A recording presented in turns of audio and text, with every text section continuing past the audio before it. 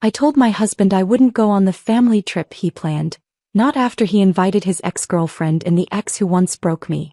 It's just a vacation, he said, and his friends laughed. So I canceled everything, booked myself a one-way flight, called my lawyer, and watched their smiles fade in seconds.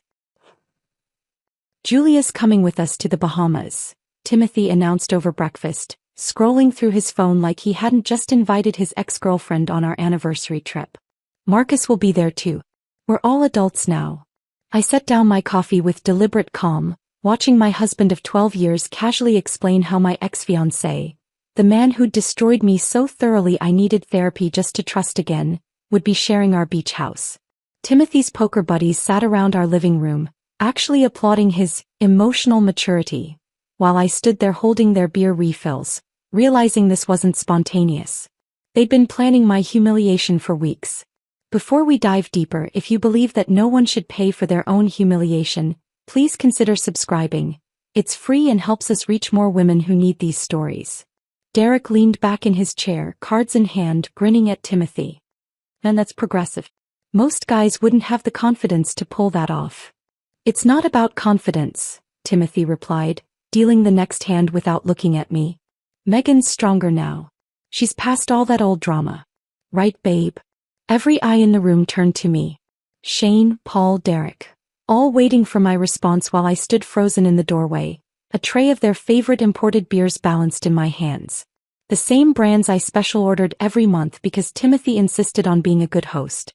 The same poker night I'd been serving for 12 years while they discussed their investment strategies and vacation homes, never once asking about my consulting business that paid for their snacks.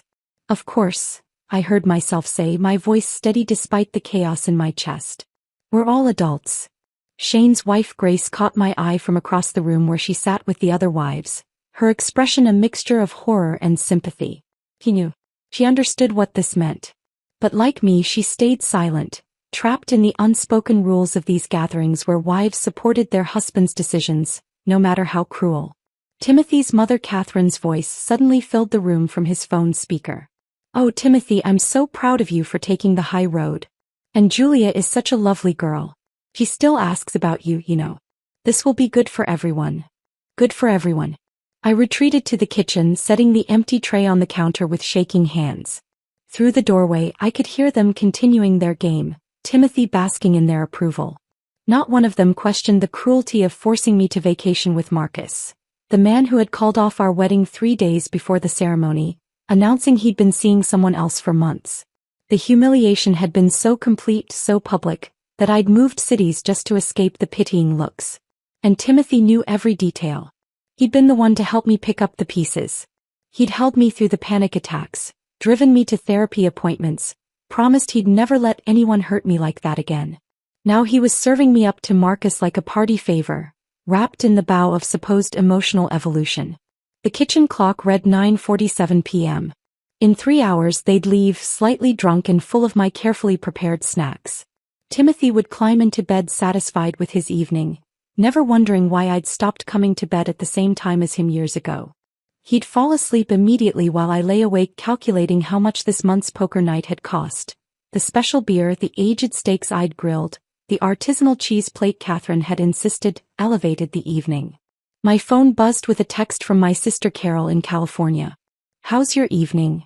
She always checked in during poker nights, knowing how much I dreaded them. Timothy just invited my ex-fiancé on our anniversary trip. I typed back, then deleted it. Carol would insist I leave immediately, would offer to fly out tomorrow to help me pack. But it wasn't that simple. Nothing ever was when you'd spent 12 years weaving your life so tightly with someone else's that you couldn't tell where you ended and they began. Instead I typed, the usual, and hit send. From the living room I heard Timothy's voice rise above the others. The beach house has 6 bedrooms, so everyone will be comfortable. I've already put the deposit down. 25 grand for the week, but split between everyone it's reasonable. Split between everyone. Except I knew how Timothy's math worked. Julia wouldn't pay, she was a guest. Marcus would conveniently forget to transfer his share.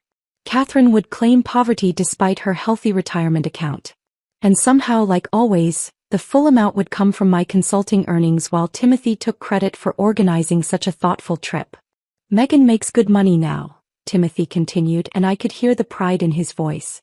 Not pride in me, but pride in what my income allowed him to do. Her little business is really taking off. Little business. I'd billed $300,000 last year, managing complex international contracts that required fluency in 3 languages and expertise Timothy couldn't even spell. But to him and his friends, it would always be my little business, something cute I did between maintaining his life. The laughter from the living room grew louder. Someone had won a hand. Money changed holders.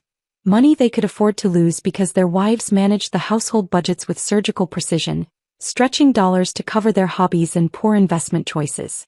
I pulled out my laptop and sat at the kitchen table opening my bank app. The joint account showed the $25,000 withdrawal Timothy had made that morning. No discussion, no warning. Just gone. The beach house deposit for our anniversary trip where I'd be forced to smile and make small talk with the 2 people who'd nearly destroyed me. Below that, smaller charges peppered the statement. Lunch at Julia's favorite restaurant last Tuesday when Timothy was supposedly at a client meeting.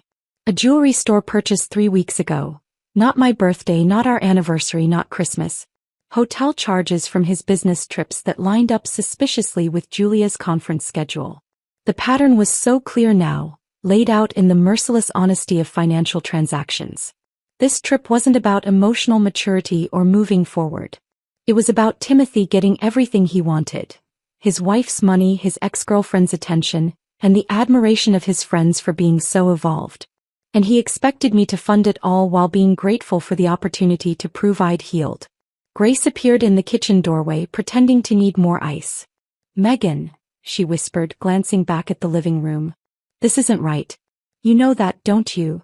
I looked at her, this woman I'd known for 5 years but never really talked to beyond party pleasantries. "It's just a vacation," I repeated Timothy's words. She shook her head. "No, honey. It's a test. And they're all waiting to see if you'll fail." Grace's words hung in the kitchen air long after she'd returned to the living room with her unnecessary ice. Yes. They were all waiting to see if I'd fail. The poker game continued for another hour, their laughter growing louder with each beer, while I stood at the sink mechanically washing dishes that could have waited until morning. By the time they left, Timothy was floating on their approval, practically glowing as he locked the front door. "Great night," he said, not really to me, just to the universe that had validated his choices. He headed upstairs without another word, leaving me alone with the ghost of what had just happened. Tuesday morning arrived like any other betrayal, quietly wearing the disguise of routine. Timothy's alarm went off at 6:45, and I heard him humming in the shower, some classic rock song he only half knew the words to. The sound drifted through our bedroom wall while I sat at the kitchen table, laptop open, staring at our joint account. $3,000.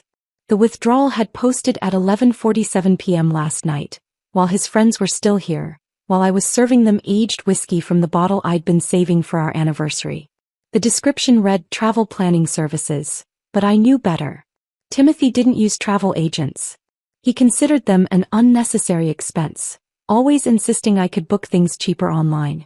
My fingers moved across the keyboard, pulling up our credit card statements. More charges appeared like breadcrumbs leading to truth. A high-end luggage set from 2 weeks ago. Resort wear from that boutique Julia loved to tag in her Instagram posts. A consultation fee at that spa where Catherine got her treatments, probably booking services for the trip. The shower turned off upstairs. In 12 minutes he'd come down expecting breakfast. I closed the laptop and moved through my morning choreography: Colombian roast in the coffee maker, eggs from the refrigerator, wheat bread positioned by the toaster. My hands performed tasks my mind had abandoned, operating on 12 years of muscle memory. I arranged his vitamins in the weekly organizer he'd asked for but never used, placing Tuesday's pills in a small dish beside where his plate would go. Blood pressure medication he needed, vitamin D he'd read about in some men's health magazine, fish oil supplements he claimed helped with focus but never seemed to improve his memory about our anniversary or my birthday. Timothy appeared at exactly 7:03, hair still damp, wearing the polo shirt I'd ironed yesterday. He kissed my cheek, a reflex more than affection, and settled into his chair with the satisfied sigh of a man whose world operated exactly as expected. "Perfect timing," he said, reaching for his coffee. "Smells amazing, babe." I set his plate in front of him, Eggs over medium, toast cut diagonally, 3 strips of bacon arranged parallel. The same breakfast he'd eaten every weekday for 12 years, except for that brief period when he'd tried intermittent fasting and made everyone around him miserable with his hunger-induced mood swings. So, he began, cutting into his eggs with surgical precision, about that trip we discussed last night. My coffee mug paused halfway to my lips. He was really going to do this. Present it like we'd already agreed, like the ambush in front of his friends had been a mutual decision. The family reconnection trip, he continued, spreading jam on his toast with careful strokes. I've been thinking about it for weeks. We need this, Megan. It's time to show everyone we've evolved past old drama. The way he said we made my stomach turn. This wasn't about us. This was about him, his image, his need to be seen as the emotionally advanced husband who could orchestrate healing like he was conducting a symphony. Julia and Marcus are both free that week in June, he added, scrolling through his phone as if checking important messages. It's perfect timing. Julia and Marcus. He said their names like they were old college friends, not the 2 people who had systematically dismantled my ability to trust. Julia, who still sent him funny memes and birthday messages with too many hearts. Marcus, whose wedding cancellation email I still had saved in a folder labeled, Evidence of Why I Needed Therapy. I know what you're thinking, Timothy said, finally looking up from his phone. But we're different people now. Stronger. More mature. He launched into what was clearly a rehearsed speech, complete with hand gestures and meaningful pauses. There's this podcast I've been listening to, Modern Love Dynamics, and they talk about how truly evolved couples can transcend past hurt. It's about choosing growth over grudges. I watched his mouth move, his jaw working through both breakfast and borrowed wisdom he'd twisted to serve his purposes. He quoted episodes, mentioned specific timestamps, referenced conversations between the hosts about emotional intelligence and relationship evolution. He'd been preparing this performance for weeks, maybe longer, studying how to make cruelty sound like kindness. The host, Dr. Miranda Walsh, she says that avoiding our triggers keeps us trapped, he continued, now gesturing with his fork. But confronting them in safe, controlled environments, that's where real healing happens. Safe, controlled. As if forcing me to share beach cocktails with the man who'd publicly humiliated me was somehow therapeutic. As if watching Julia drape herself over lounge chairs in bikinis Timothy would pretend not to notice was medicine for old wounds. And think about what this says about us, he added, his voice taking on that TED Talk quality he adopted when he thought he was being profound. That we're secure enough in our marriage to vacation with exes. That's next-level confidence, babe. Next level. Everything with Timothy had levels, like life was a video game where collecting enough emotional maturity points unlocked special achievements. He wanted to unlock Progressive Husband, while I paid for the expansion pack. Catherine thinks it's brilliant, he added, as if his mother's opinion was the ultimate validation. She says it shows we're not threatened by the past. I finally spoke, my voice surprisingly steady. And what does Julia think? Timothy's face brightened like I'd finally joined his team. She's thrilled. She says it's so refreshing to find people who don't let history define them. Of course she was thrilled.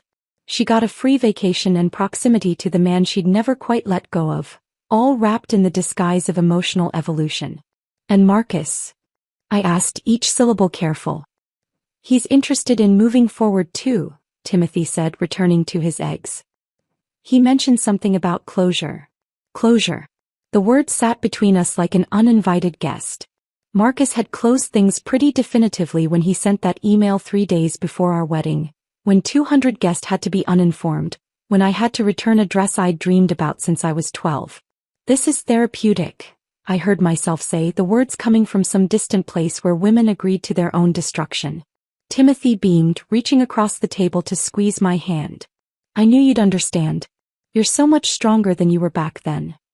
He returned to scrolling his phone, satisfied with my compliance, already moving on to whatever occupied his mind next. Sports scores, probably, or checking if Derek had responded to some group text about their fantasy football league. Under the table, hidden from his view, I typed a single word to Carol. Emergency. My phone buzzed immediately with Carol's response, but I couldn't check it. Timothy had already moved on to discussing logistics, completely oblivious to the earthquake he'd just triggered in my chest. He was talking about rental cars and restaurant reservations while I sat there, outwardly calm, inwardly calculating the timeline of my own unraveling. That evening arrived with its usual cast of characters. Timothy's poker night had become as predictable as a sitcom rerun, except tonight the script had changed. Derek arrived first as always, carrying his lucky poker chips in a leather case that cost more than most people's rent. Shane and Paul followed, already debating some sports statistic that neither could prove but both would die defending. I'd prepared their usual spread: imported cheeses, crackers arranged in perfect fans, olives that cost $28 a jar because Timothy insisted on maintaining appearances. The dining room table was already set with the good poker chips, the ones Timothy had bought with my year-end bonus, claiming they were an investment in his networking. "Gentlemen," Timothy announced as they settled in, his voice carrying that particular tone men adopt when they're about to say something they think is revolutionary. "Before we start, I want to share something extraordinary." I stood in the doorway between the kitchen and dining room, holding a tray of their drinks, already knowing what was coming. Timothy's need for an audience was as predictable as his breakfast order. "Remember that trip I mentioned? The Bahamas." He paused for effect, shuffling cards with practiced ease. "I've invited Julia and Marcus to join us." The room went silent for exactly 2 seconds. Then Derek's face split into a grin that made my skin crawl. He actually stood up, reached across the table and high-fived Timothy with the enthusiasm of a frat boy celebrating a conquest. "Bro, that's brave," Derek said, settling back into his chair. "Testing boundaries like that? Most men wouldn't have the balls." Paul laughed, already reaching for his scotch. "Wait, Julia as in your ex? And Marcus as in?" He gestured vaguely toward me, not quite meeting my eyes. "Megan's former fiancé," Timothy confirmed, his chest puffing with pride. "We're showing the world what emotional maturity looks like." They all turned to look at me then, standing there with their drinks, waiting for my reaction like I was part of the entertainment. Shane at least had the decency to look uncomfortable, but Derek was practically gleeful. "Modern problems require modern solutions," Derek said, raising his glass in my direction. "Your wife's a saint for going along with this, Tim." I forced my feet to move, setting their drinks down with steady hands while my mind screamed. They'd known. The casual way Derek responded, Paul's knowing laugh, they'd all known this was coming. "Let me get Catherine on speaker," Timothy said, pulling out his phone. "She's been dying to discuss the details." His mother's voice filled the room before I could escape to the kitchen. "Timothy, darling. Have you told Megan about the wonderful plan?" "Just did, Mom. She's being very mature about it." "Oh, I knew she would be." Catherine's voice pitched higher with excitement. "And sharing accommodations will save so much money. One big happy family." One big happy family. The woman who'd spent 12 years making subtle digs about my cooking, my decorating choices, my inability to produce grandchildren on her timeline, was now orchestrating my public humiliation and calling it family bonding. "Julia texted me yesterday," Catherine continued, her voice syrupy sweet. "She always asks about Megan with such concern. Such a thoughtful girl." I gripped the edge of the kitchen counter, my knuckles white against the granite. Julia asking about me with concern was like a arsonist inquiring about fire safety. The woman had been circling Timothy since the day we got married, showing up at his company events, sending birthday messages that belonged in romance novels, always maintaining just enough plausible deniability. "We should coordinate the meal planning," Catherine was saying. "Megan dear, you're so good at that. Julia has some dietary restrictions now. She's doing that wonderful clean eating program. They expected me to cook for her. To meal plan around the dietary needs of the woman trying to steal my husband while my ex-fiancé watched. The absurdity of it made me want to laugh, but I was afraid if I started, it would turn into something else entirely. I returned to clear empty glasses, moving silently while they continued discussing my humiliation like a vacation itinerary. That's when Grace appeared at my elbow, Shane's wife who usually spent poker nights scrolling her phone in the living room. "Need help with dishes?" she asked loudly, then dropped her voice as we entered the kitchen. "Megan, we need to talk." She turned on the faucet, creating noise cover, and leaned close. "They've been planning this for 3 weeks. Shane told me about it after golf last Sunday." 3 weeks. While I'd been nursing Timothy through a cold, cooking his special soup, they'd been plotting this ambush. "Derek bet Paul $50, Grace continued, her voice urgent. He thinks you'll crack before the trip even happens. Paul thinks you'll make it to day 2 before having a breakdown. They were betting on my breaking point. These men who ate my food, drank my wine, sat in my home every week. They turned my pain into a gambling opportunity. Shane thinks it's cruel, Grace added, but he won't say anything. You know how they are. I did know. The brotherhood of mediocre men protecting each other's worst impulses, validating cruelty as strength, mistaking emotional abuse for evolution. Why are you telling me this? I asked. Grace looked toward the doorway, then back at me. Because someone should. Because watching this makes me sick. Because next time it could be me they're betting on. We stood there, 2 women washing dishes that could have waited, bound by the shared understanding of what it meant to be married to men who treated their wives like supporting characters in their own hero narratives. The poker game continued until midnight. I heard them through the bedroom floor, their laughter growing louder with each beer, occasionally punctuated by Catherine's voice still offering suggestions through the speaker. Timothy would stumble in eventually, satisfied with his evening, smelling like cigars and self-congratulation.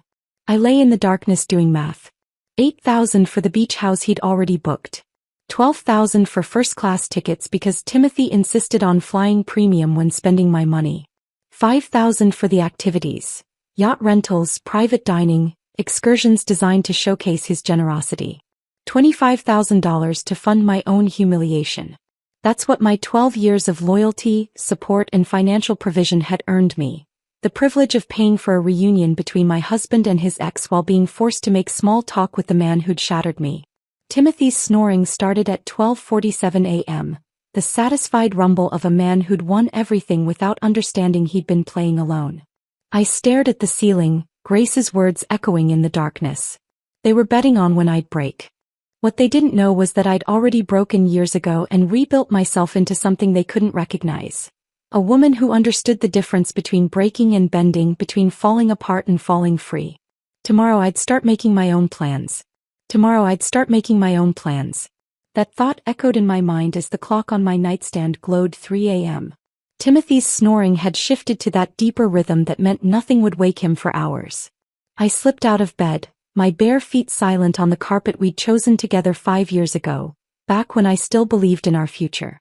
My home office had become my sanctuary over the years, the one room in the house where Timothy rarely ventured. He called it my little workspace, never understanding that this 10 by 12 room generated the income that funded his entire lifestyle. I closed the door softly and powered on my laptop, the blue glow illuminating stacks of client contracts and tax documents I'd been meaning to file. I started with simple searches. Cancellation policies for vacation rentals. Refund windows for airline tickets. The legal requirements for opening a separate bank account in my state. Each search felt like plotting an escape route, breadcrumbs leading away from the life I'd been trapped in for 12 years. Then I decided to check our financial accounts, really check them, not just the cursory glance I usually gave while paying bills. What I found made my hands shake. For the past 2 years, Timothy had been transferring money from my consulting deposits to something labeled Morrison Investment Holdings. The name sounded official, legitimate even, but I'd never heard of it. Line by line, transfer by transfer, the theft revealed itself. $67,000. My money moved without my knowledge or consent. I took screenshots of everything, my fingers moving with the kind of focused intensity one usually reserved for client deadlines. Each image got immediately forwarded to a new email account I created on the spot, one with a password Timothy would never guess because it wasn't our anniversary date or his mother's birthday or any of the predictable combinations he used for everything. Dawn was breaking through the blinds when I finally picked up my phone. Elena Vasquez answered on the third ring, her voice alert despite the early hour. We'd been roommates at Northwestern, had studied for the LSATs together before our paths diverged. She to law school, me to the corporate world that had eventually led to consulting. Megan, it's 6 a.m. What's wrong? I need a lawyer, I said, surprised by how steady my voice sounded. A divorce lawyer. The pause lasted maybe 2 seconds before Elena's voice shifted, becoming sharper, more focused. Tell me everything. I did. The trip, the exes, the stolen money, the betting pool, on my mental breakdown. Elena listened without interrupting, occasionally making small sounds that told me she was taking notes. First things first, she said when I finished. Document everything. Every text, every email, every financial transaction. Forward it all to a new email account he doesn't know exists. I need you to open a separate bank account today, not tomorrow, today. Move your consulting payments there immediately. Can I do that? Legally. It's your money from your business. You're protecting your assets. Megan, from what you're telling me, this is financial abuse. The X situation is emotional abuse. I can have divorce papers drawn up within 48 hours. That fast? For you? I'll have them ready in 24. But first, protect yourself financially. Visit multiple banks if you need to. Get your important documents somewhere safe. And Megan? Check for hidden credit cards. Men like Timothy always have hidden credit cards. After we hung up, I sat in my office watching the sun rise fully, painting the walls gold. Timothy would be up in an hour, expecting his breakfast, his routine, his perfectly controlled world. Let him have one more normal morning. I had work to do. His softball practice started at 10 every Saturday. He'd leave by 9:30, giving me a 3-hour window. I made his breakfast as usual, smiled when he kissed my cheek, even reminded him about his sports drink in the refrigerator. He left whistling, gym bag slung over his shoulder, completely unaware that his wife had declared war. My first stop was Chase Bank, where our joint accounts lived. The personal banker, a young woman named Adriana, didn't question why I needed to withdraw my business funds and close my business checking account. She'd seen this before, her eyes holding that particular combination of sympathy and solidarity that women share in these moments. Next was Bank of America, where I opened new accounts in my name only. Checking, savings, a safety deposit box for my grandmother's jewelry that had been sitting in our shared box for years. My grandmother's pearl necklace, her wedding ring, the emerald earrings she'd left me, all relocated to a space Timothy couldn't access. The third stop was supposed to be quick, just retrieving some investment documents from our Wells Fargo safety deposit box. That's where I found it. A credit card statement addressed to Timothy at his office, an account I'd never seen before. $18,000 in charges over the past year. Restaurants I'd never been to, hotels in cities he'd supposedly visited for business. Charges that lined up with disturbing precision to Julia's Instagram posts. That conference in Miami last March? Julia had posted beach sunset photos the same weekend. The client dinner in Chicago? Julia had tagged herself at the exact same steakhouse. I photographed every page, every charge, every corresponding social media post I could find on my phone. Elena would want this evidence. The financial infidelity was almost worse than the emotional kind. At least affairs of the heart didn't come with interest rates.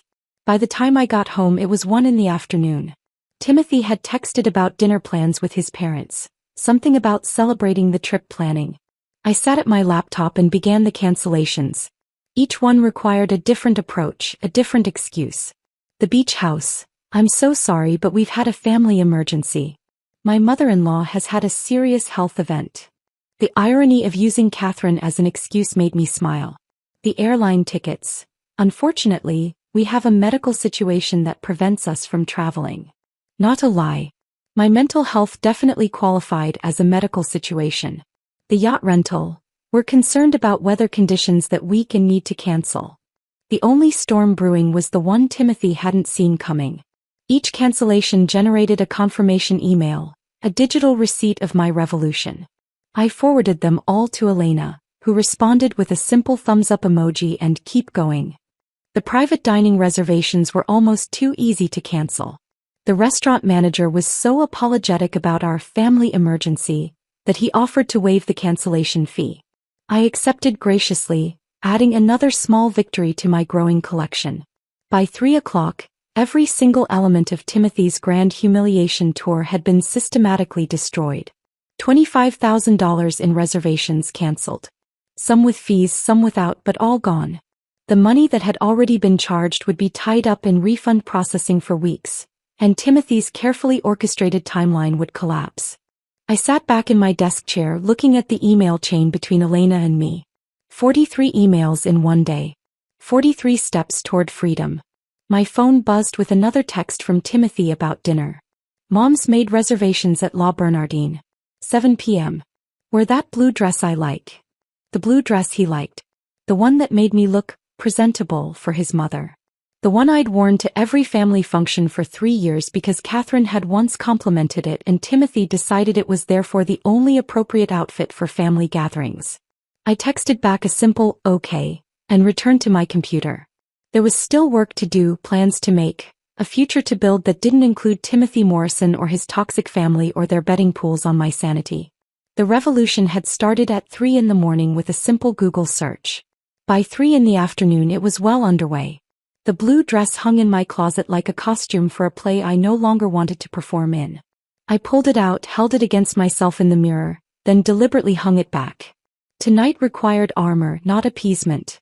I selected my charcoal business suit instead, the one Timothy said made me look too serious, the one I'd worn to land the Hamilton Industries contract.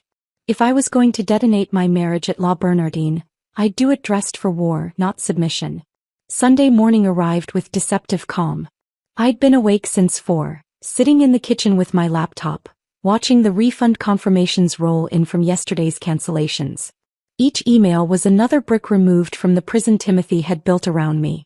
By 5:30, I'd arranged the evidence across our kitchen table with the precision of a prosecutor preparing for trial. Bank statements showing the theft. Credit card bills revealing the affair. Screenshots of Julia's Instagram posts that coincided with Timothy's business trips. I made coffee, good coffee, the expensive Ethiopian blend I usually saved for special occasions. This qualified. I sat at the head of the table for the first time in 12 years, claiming the seat Timothy always occupied, and waited. The morning sun crept across the papers, illuminating 12 years of financial abuse in harsh detail. Timothy appeared at 7:15, earlier than usual for a Sunday. He was whistling, wearing his weekend khakis and the golf shirt I'd bought him last Christmas. The whistling stopped when he saw me. "What's all this?" His voice carried forced casualness, but I saw his eyes scanning the documents, trying to piece together what I'd discovered. "Evidence," I said, taking a slow sip of coffee. $67,000 in unauthorized transfers. $18,000 in hidden credit card debt. Hotel charges that match Julia's travel schedule. "Would you like me to continue?" His face went through a transformation that would have been fascinating if it weren't so pathetic. Confusion melted into understanding, understanding hardened into anger, and anger twisted into that particular brand of condescension he wielded when cornered. "You went through my private accounts?" "Our accounts," I corrected. "The ones funded by my consulting work. The money you've been stealing to finance your affair with Julia." "That's ridiculous. Julia and I are just friends." His phone started buzzing on the counter where he'd set it. I could see Julia's name flashing on the screen. "She seems upset about something," I observed. "Maybe her spa appointments?" Timothy grabbed his phone and I watched his face pale as he read the messages. More buzzing, Marcus this time, then his mother, then Derek. The symphony of their collective panic played out in real-time notifications. "You canceled everything." His voice cracked slightly. "The trip, the house, the flights, you canceled everything." "Every single reservation," I confirmed. "Though I should mention, some of the deposits are non-refundable. About $8,000 worth. Consider it my exit tax." "You had no right." "I had every right. It was my money funding your emotional terrorism. My income paying for my own public humiliation. Did you really think I'd subsidize a vacation with my ex-fiancé and your girlfriend?" "She's not my..." He stopped, probably realizing denial was pointless when the evidence was spread across the table like a buffet of his betrayal. His phone rang. "Catherine." "Put her on speaker," I said. "Let's make this a family affair." He hesitated, then hit the speaker button, probably hoping his mother would somehow fix this like she'd fixed every other mess he'd created since childhood. "Timothy, what is happening?" Catherine's voice filled the kitchen, shrill and demanding. "Julia just called me crying. She said everything's been cancelled. The entire trip is ruined." "Mom, Megan." "Megan what?" I interrupted, loud enough for Catherine to hear. "Megan discovered her husband has been stealing from her for years? Megan found out about the affair?" Megan finally grew a spine. "How dare you speak to me that way?" Catherine hissed through the speaker. "After everything this family has done for you." "Done for me?" I laughed, actually laughed. "Catherine, I've paid for your Botox, your dental work, your carpet cleaning when you spilled wine last Christmas. $1,800, by the way. I've funded your son's entire lifestyle while he played softball and called it networking. What exactly have you done for me besides criticize my cooking and compare me to Julia? You're being hysterical. No, I'm being factual.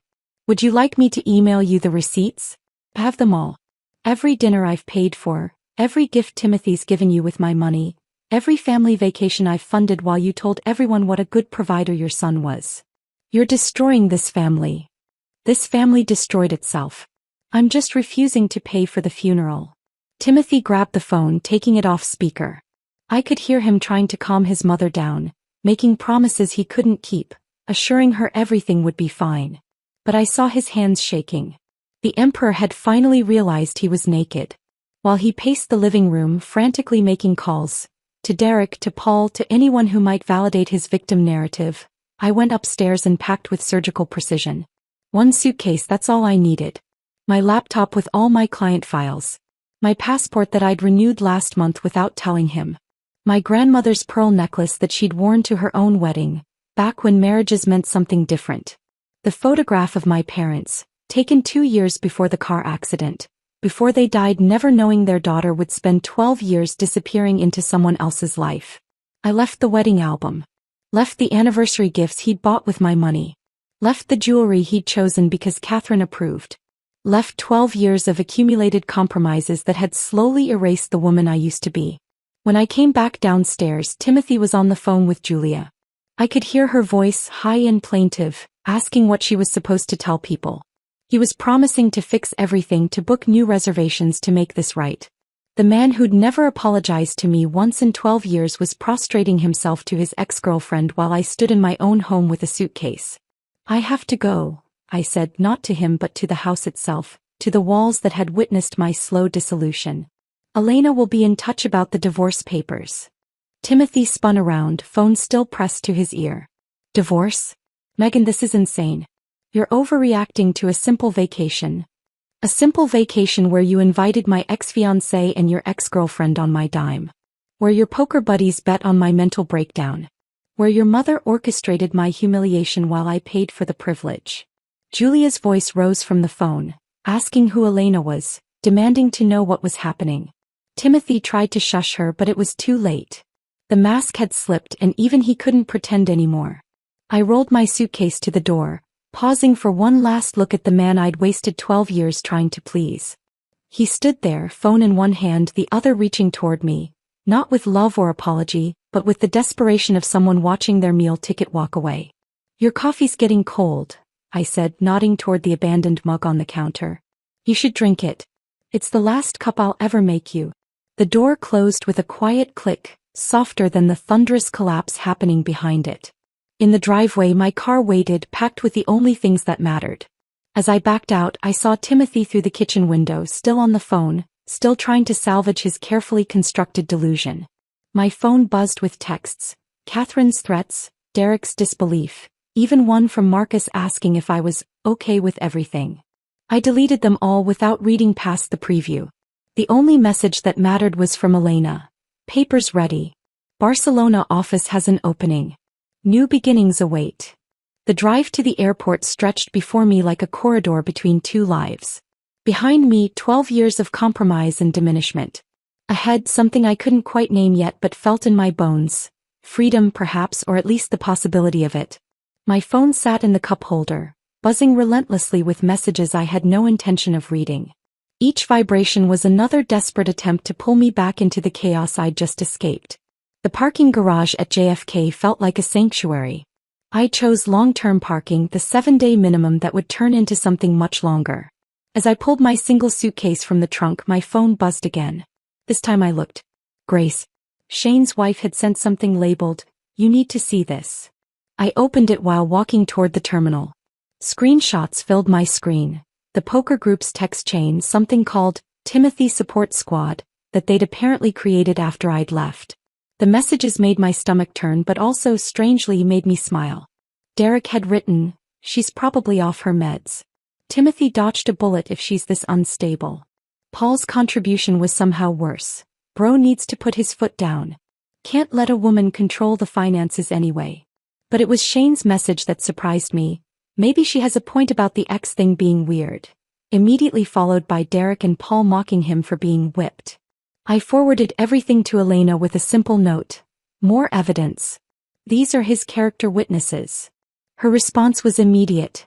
Perfect. Keep them coming. Judge loves seeing the support system. The security line moved slowly, giving me time to notice things I'd ignored on every previous trip. The couples around me, some holding hands, others barely speaking. The solo travelers like me, some looking anxious, others relieved. I wondered which category I fit into. Maybe both. My phone buzzed again. Julia this time. The first message dripped with fake concern. Megan, I heard what happened. Are you okay? This seems like such an extreme reaction. I'm worried about your emotional state. I almost laughed out loud. Julia, worried about my emotional state. The woman who'd been circling my marriage like a vulture for years was suddenly concerned about my well-being. Her next message came 30 seconds later, the mask slipping. This is incredibly selfish.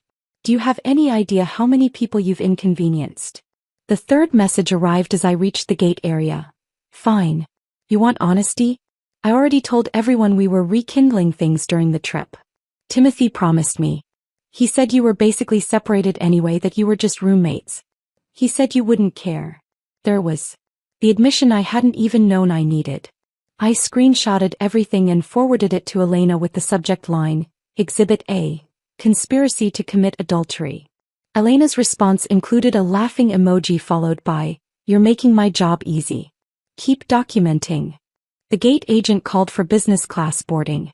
For 12 years, I'd watched Timothy book himself business class for his important trips while insisting we should save money by flying economy. Today I'd spent the extra $1,000 without hesitation. My money. My choice.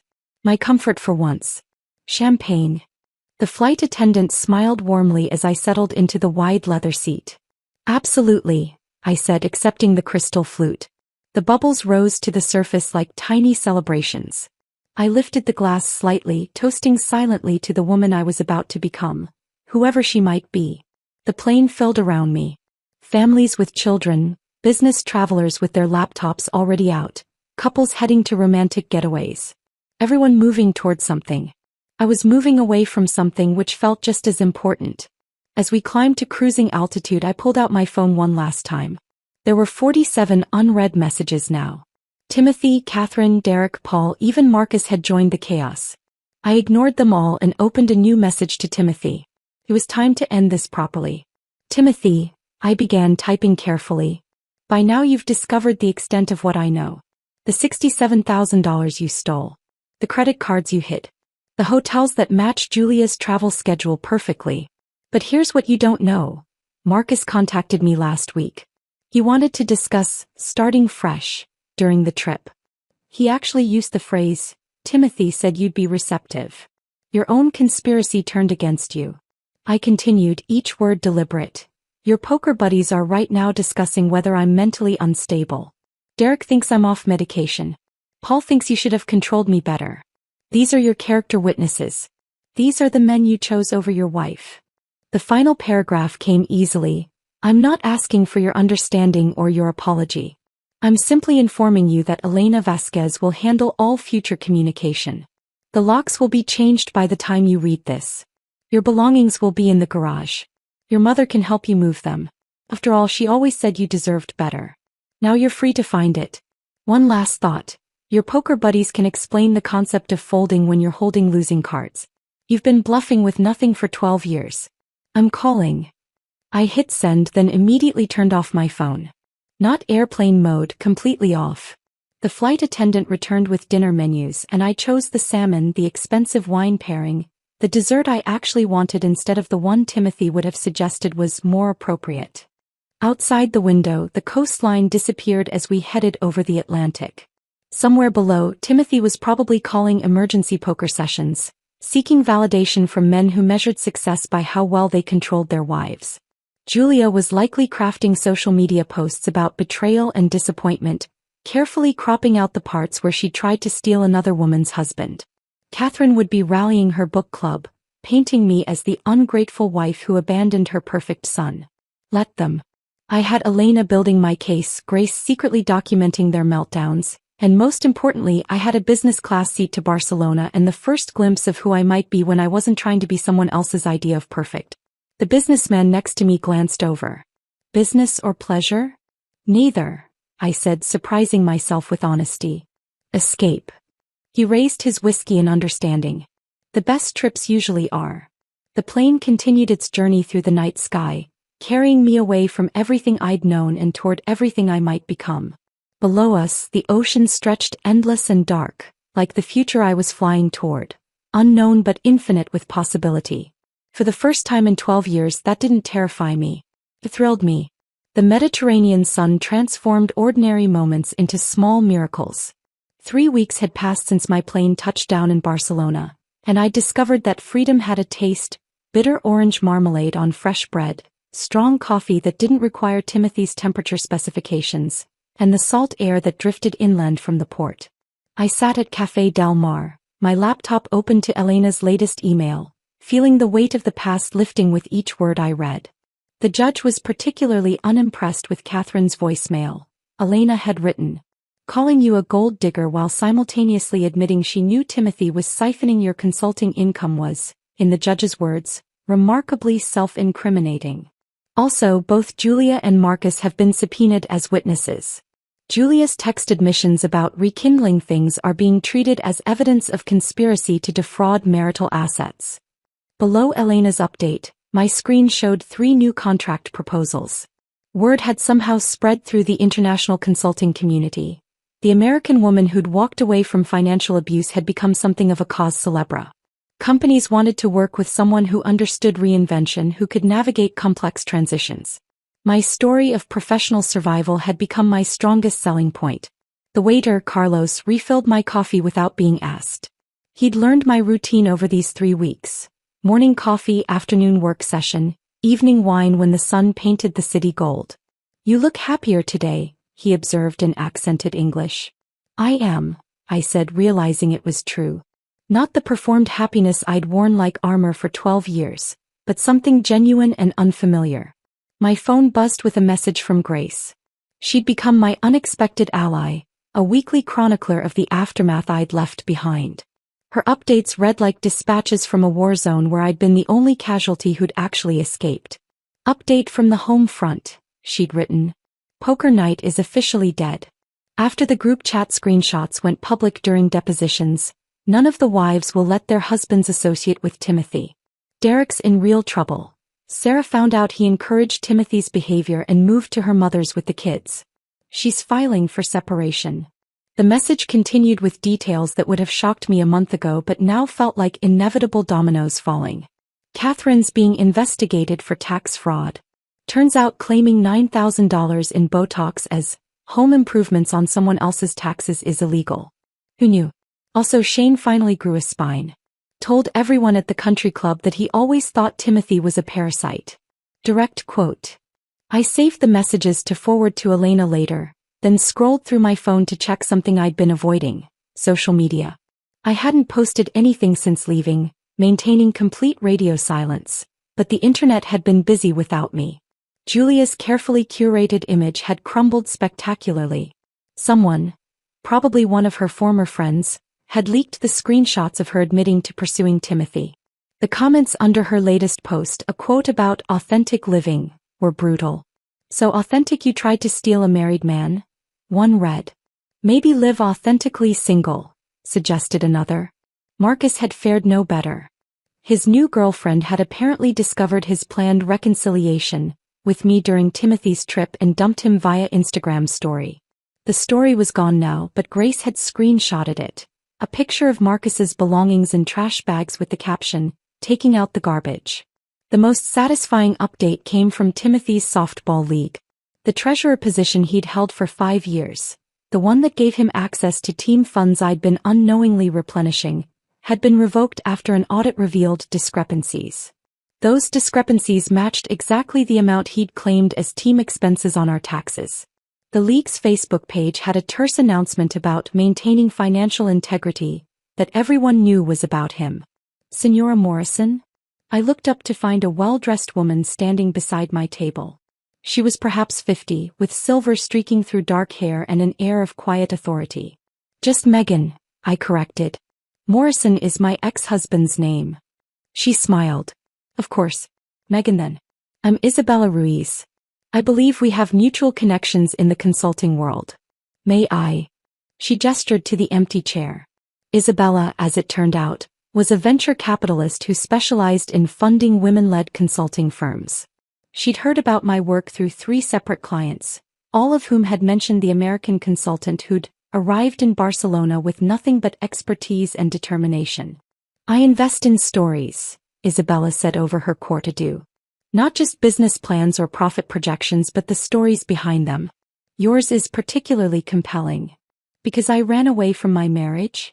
Because you recognized your worth beyond someone else's definition of it, she corrected. That kind of clarity is rare. It suggests an ability to see through complexity to find simple truths. That's invaluable in consulting. We talked for 2 hours. Not about my past but about my future. About the possibility of building something larger than solo consulting. About contracts with European firms looking for American market insights. By the time we finished, she'd offered me not just a contract but a partnership. A consulting firm focused on helping women navigate professional transitions. The contract would guarantee you more than you made in the last 3 years combined, she said, sliding a proposal across the table. But more importantly, it would give you equity. No one could ever take it from you. I looked at the number, then at the sunset beginning to paint the cafe in warm light. 3 years of funding Timothy's lifestyle, compressed into 1 year of funding my own future. I'll need to review this with my attorney, I said, though I already knew my answer. The one handling your divorce. Elena Vasquez? He's excellent. We've worked together before. Isabella stood, leaving her business card. Take your time. Good foundations take time to build. After she left, I sat alone as the city transformed around me. Couples walked past speaking rapid Catalan, tourists posed for photos, locals headed home from work. None of them knew my story, and that anonymity felt like the greatest luxury. Grace sent one more update as the sky darkened. Timothy showed up at Shane's house drunk last night, crying about how you destroyed his life. Shane's Ring camera caught everything. He actually said she was supposed to just accept it. Shane told him to leave or he'd call the police. I pictured Timothy standing on Shane's doorstep, finally understanding that his carefully constructed world of male validation and female subsidy had collapsed. He was supposed to accept it, that I would fund my own humiliation, smile through his betrayal, cook for his ex-girlfriend. Instead, I was sitting in Barcelona building something that belonged only to me. Tomorrow I would meet with Isabella again, would begin the process of creating a business that no one could steal or diminish. But tonight I simply sat in the warm Mediterranean evening, feeling the kind of peace that comes not from revenge but from complete and total release. The Mediterranean evening held me in its amber light as I stood there, feeling the weight of what freedom actually cost. Not in dollars or euros, but in the parts of myself I'd had to excavate and examine, the comfortable lies I'd had to abandon. The wine in my glass caught the last rays of sun, and I held it there, suspended between who I'd been and who I was becoming. 6 months. That's how long it had taken for the legal machinery to grind through the wreckage of my marriage. Elena called that morning, her voice carrying the satisfaction of a lawyer who'd won more than just a case. The judge signed everything, she said. Timothy owes you $67,000 in restitution for the unauthorized transfers. The house is yours. And here's the interesting part. The financial abuse charges are now part of his permanent record. No reputable financial firm will touch him. I'd expected to feel something triumphant in that moment, some surge of vindication. Instead, I felt only a clean, simple peace, like diving into clear water after years of swimming through mud.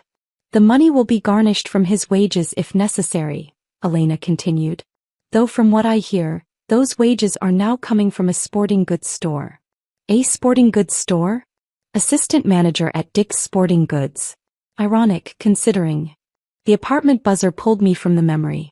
Carol had arrived from California, her first visit since I'd fled to Barcelona.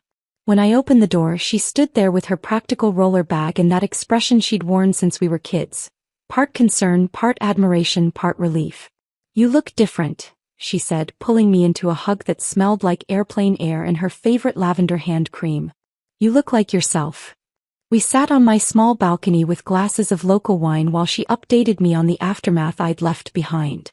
Carol had always been the family intelligence officer, somehow knowing everything about everyone without seeming to pry. Catherine's been effectively exiled from her social circle, Carol reported, her tone matter-of-fact. The voicemail where she called you a gold digger while admitting to the financial theft went viral in their country club community. She tried to host her annual charity luncheon last month. 3 people showed up. 3. And one was the caterer. Carol's smile was wicked. She's selling the house apparently. Moving to a retirement community in Arizona where no one knows her. The image of Catherine, queen of passive aggression, reduced to anonymous retirement living, should have brought satisfaction. Instead, I felt only distant pity. She'd built her entire identity on her son's success, never realizing she'd constructed it on a foundation of other people's money. And Julia? I asked, though I wasn't sure I cared about the answer. Moved to Portland. Deleted all her social media. My friend Rachel saw her working at a wellness center, teaching yoga to people who don't know she tried to steal someone's husband while pretending to be enlightened. Carol paused, swirling her wine. Marcus is the really pathetic one. His reputation in business is completely shot. The court documents were public record. Everyone knows he tried to use your ex-husband's invitation to manipulate you. Last I heard, he was living with his mother, working remotely for some startup that doesn't Google its employees. And Timothy? Carol's expression shifted to something between disgust and pity. Living in Paul's basement. Derek won't speak to him after his wife left. Apparently the divorce is brutal. Shane actually testified against Timothy in your case. Said he'd witnessed years of financial manipulation. And Timothy? She shook her head. He tells anyone who'll listen that you destroyed him over nothing. Over a simple vacation dispute. A simple vacation dispute. Even now he couldn't admit what he'd done. There's something else, Carol said, pulling out her phone. Someone sent you an email through me. Timothy's younger brother, Dylan? I'd always liked him, the quiet one at family gatherings who seemed as uncomfortable with the Morrison dynamics as I was. Carol handed me her phone. Dear Megan, the email began. I know I'm probably the last person you want to hear from, but I needed to say this. I'm sorry. Not the hollow sorry my family throws around, but genuinely, deeply sorry for being a coward. I knew about Julia. I saw them together at a restaurant 2 years ago when Timothy said he was at a conference. I knew about the money. Mom would brag about her treatments, and I knew she couldn't afford them. I knew you were paying for everything while they treated you like an employee. I should have said something. Should have warned you. But I was scared of being exiled from the only family I had. Now I realize that family was toxic and my silence made me complicit. I've cut contact with both Timothy and Mom. The full extent of what they did to you, the financial abuse, the emotional manipulation, the planned humiliation, it's unforgivable. I'm in therapy now trying to understand how I normalized such cruelty. You deserved so much better. I hope Barcelona is giving you the peace you never found here. With genuine remorse and respect, Dylan. I read it twice, feeling something shift in my chest. Not forgiveness exactly, but a kind of release. Dylan's apology was the only one that mattered because it was the only one that acknowledged the full truth of what had been done to me. That's unexpected, Carol said softly. He was always different from them, I replied, handing back her phone. Maybe that's why he can see it clearly now. We sat in comfortable silence as the city lights began to flicker on below us. Barcelona spread out like a glittering promise, each light a life being lived, choices being made, freedom being claimed or surrendered. Do you miss anything? Carol asked eventually. About your old life. I considered the question. Did I miss the house with its perfect kitchen where I'd cooked thousands of meals for people who barely thanked me? The social gatherings where I was introduced as Timothy's wife, never as myself? The constant mental mathematics of keeping everyone happy while disappearing piece by piece? I miss who I thought I was going to be, I said finally. The woman who believed marriage meant building something together, not being consumed by someone else's appetite. But that woman had to die for this one to live. Carol raised her glass. To necessary deaths. And expensive resurrections, I added, touching my glass to hers. The silence that followed wasn't empty. It was full of choices I'd made, prices I'd paid, freedom I'd purchased with everything I'd once thought mattered. Timothy was right about one thing. I had destroyed something. I'd destroyed the prison I'd helped him build around me, bar by bar, compromise by compromise. Standing there on my Barcelona balcony, wine in hand, sister beside me, business proposal on my desk, and future spread before me like an unmarked map, I understood something fundamental. Silence isn't the absence of sound. It's the presence of choice. And for the first time in my life I could afford to choose exactly what filled it. If this story of ultimate revenge and liberation had you cheering for Megan's escape, hit that like button right now. My favorite part was when she sat in business class, sipping champagne while Timothy's frantic calls went unanswered. What was your most satisfying moment? Drop it in the comments below. Don't miss more powerful stories of transformation and triumph. Subscribe and hit that notification bell so you never miss an upload.